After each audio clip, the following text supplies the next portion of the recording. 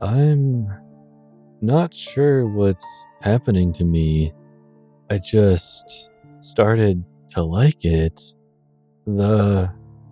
He was visibly shaking now, holding his hands up to his face to see the earthquake that was erupting inside him, as well as making sure that it was truly him. He shoved the next word out in an almost unintelligible stutter.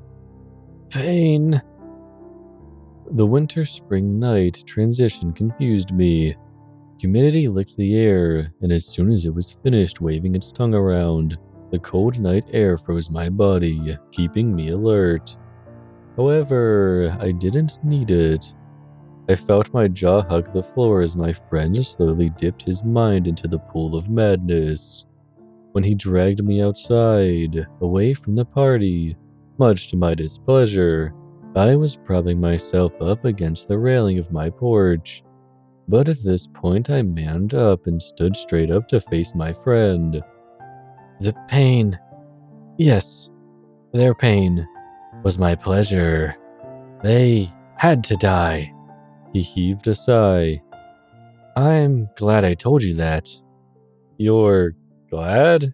You just confessed to the murder of 3 other classmates. He sagely nodded with a newfound calm of a killer. He was no longer not sure of himself. There was no turning back. He gave a demented half-smile and peered at me from underneath his long bangs. I realize. I said it. He took a step closer. And did it. I knew what would happen in the next few moments. Why did you tell me that? You just sealed my fate, you... Dear God, was it hard to talk through confused tears. Monster. He cocked his head sideways. Quite a fitting term. My friend always had this little backpack on him. He never took it off. That and his hoodie. He fucking loved that hoodie. Anyway, the backpack wasn't that big, so you could imagine the surprise I experienced when he drew a machete from the damn thing. Not what you'd expect from a serial killer. It wasn't a Jason Voorhees blood-soaked machete. No, it represented him in this moment. Sharp and curved to a fault. Even though it was night and the blade was black, it seemed to radiate a sort of light. Maybe it represented the light at the end of my tunnel after it plunged into me. He nodded towards the door. 5 seconds. I figured out when I killed the captain of the football team that I love it when they try to run. At that moment, I realized that I wasn't his target. No, he wasn't trying to do something to me, his best friend, as some sort of sick psychopathic way of preservation, or whatever the fuck they think of when they got the people they got to know over so many years. No, he wanted to slaughter everyone at this party. Every fucking person here will die tonight. 4. I kicked off of the wooden patio and fumbled with the handle. My hands felt so slippery trying to open that fucking sliding glass door.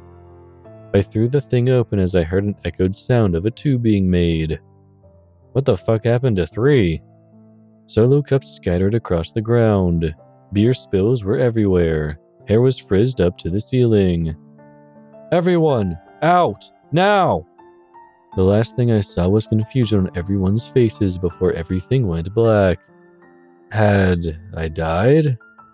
No, I was still very much alive. He cut the fucking power. I knew my door was about 5 feet to my right, so I quickly dashed towards the only landmark I cared to remember at this point. I, once again, fumbled with the doorknob before swinging the cheap door open. Before I could react to anything, yell, or even finish my step out of the door, a blackened blade opened up my chest with a diagonal slash, and I fell. All across my abdomen, all I could feel was a searing heat, as if I was the fuel in a bonfire. I gripped the wide slash in a futile attempt to... I don't know. Do something. I watched way too many movies. I heard splashes of blood, extremities, and, fuck, one time even a head fall to the floor, all falling to the floor. After the last scream echoed throughout my head. Physically, it will always ring throughout my head. Light footsteps walked towards me. "Hey, buddy," he said, kneeling down by my side. "Remember when we used to play games? Let's play one right now." I couldn't move. The pain was too great. I attempted lifting my arm, yet to no avail. He flashed that fucking smile again. The one that plunged into your very fucking soul and took out anything that you held dear to you. His hand moved with the orchestrated speed of an experienced killer as his blade plunged into my hand. He wiggled the blade around for a bit, each movement causing my shriek to become louder. He withdrew the blade from my hand, but struck in the same general vicinity with a chop that severed 3 of my fingers. Sounds could not describe the searing heat that coursed throughout my everything. Making sure I could see, plain as day, he closed his jaws down on my severed fingers, chewing on them contently. As he bit down harder, the fingernail on my former index finger shattered. The scumbag before me quivered with pleasure and spit out the fingers. Oh yeah, gotta love that crunch. How does one move from slightly antisocial to psychopathic faster than fucking ludicrous speed? For a moment, he gazed upon my broken body, then smiled. Again, it never left his face. "I'll be back soon.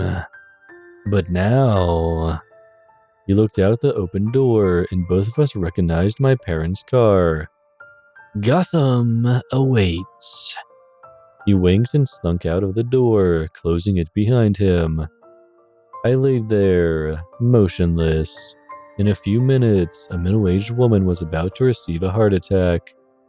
The door opened, and the night light once again poured in. But instead of the shocked actions of my parents, 2 ball-like things rolled in. "Happy fucking Halloween."